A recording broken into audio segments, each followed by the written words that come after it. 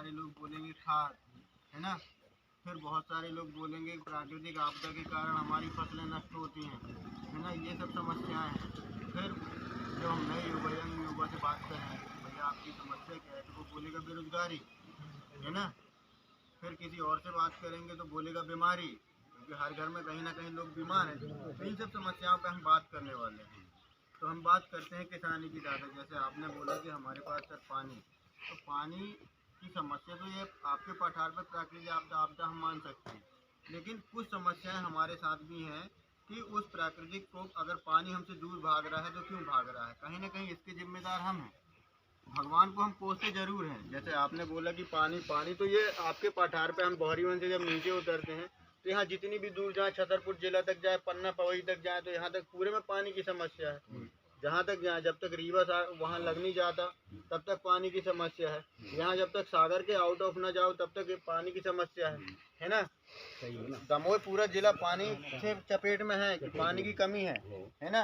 2-3-4 महीने अच्छा है बरसात के समय पे, थोड़ा ठंड के समय पे कि यहाँ पानी बराबर मिल जाता है ना। लेकिन अगर खेती के हिसाब से देखा जाए तो बिल्कुल पानी नहीं है खेती के हिसाब से, है ना। 20% भी पानी नहीं है, 80% जमीनें पड़ी रहती हैं।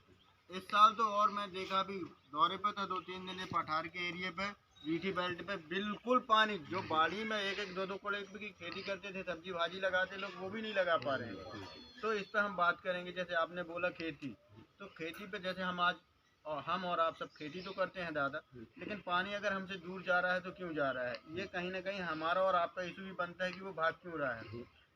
हम अपने आप को एक अच्छा किसान कह तो जरूर रहे हैं दादा, लेकिन हमें ना सही तरीके से खेती करनी नहीं आती, है ना। मन मार के हम कर रहे हैं, जितना हमें मालूम है कर रहे हैं, हमें कोई सिखाने बताने वाला नहीं है।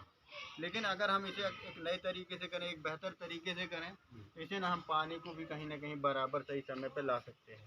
अब आप बोलोगे कि ये आएगा कैसे, तो देखो हम ना कम से कम जब आप लोग खेती करते थे, ऑर्गेनिक खेती करते थे, आज से 20 से 30 साल पहले हमारे खेतों पे ऑर्गेनिक खेती होती थी। डीएपी, राखड़, यूरिया, जिंक, कीटनाशक दवाइयाँ या पेस्टिसाइड कुछ भी नहीं डाले जाते थे, ना कि हमारी फसलों में ऐसे कोई रोग लगते थे, है ना।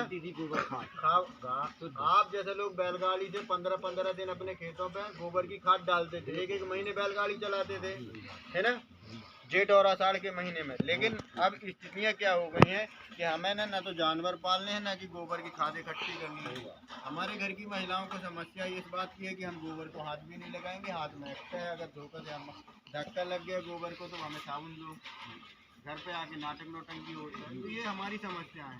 खासतौर से हमारे जैसे लोगों के फैमिलियों में तो अक्सर ऐसा होता है। दो नहीं है, क्योंकि कोई करने को तैयार नहीं है। हमारे घर पे 2 गोबर करने वाले हमेशा लगे रहते थे। हमारे दादा के ज़माने में हमेशा, अभी हमारे 15 से 20 साल पहले तक ये था। लेकिन नए युग की बढ़ती गई, हम उन सब चीज़ों को भूलते गए। लेकिन प्रकृति हमें, अगर हम प्रकृति के नियमों को फॉलो नहीं करेंगे, उसको हम भुला देंगे, तो प्रकृति पक्का हमें भुला देगा, है ना। आज जिस ज़मीन पे हम काम करते हैं, वो ज़मीन खेती करते हैं, वो ज़मीन आज पथरीली होती जा रही है।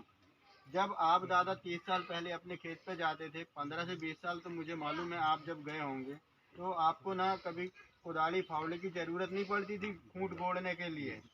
चारा होता था, उसी चारे से अल्टा पलटा के आप अपना गोबर खूंट गोड़ लेते थे।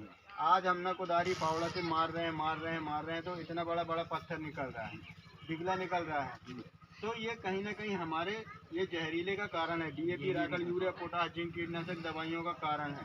इससे इतना नुकसान हो रहा है, जमीन पथरीली हो गई। जहाँ पर आज पूरा पानी बह रहा है नदी नालों के माध्यम से, कहाँ निकल के जा रहा है उसका पता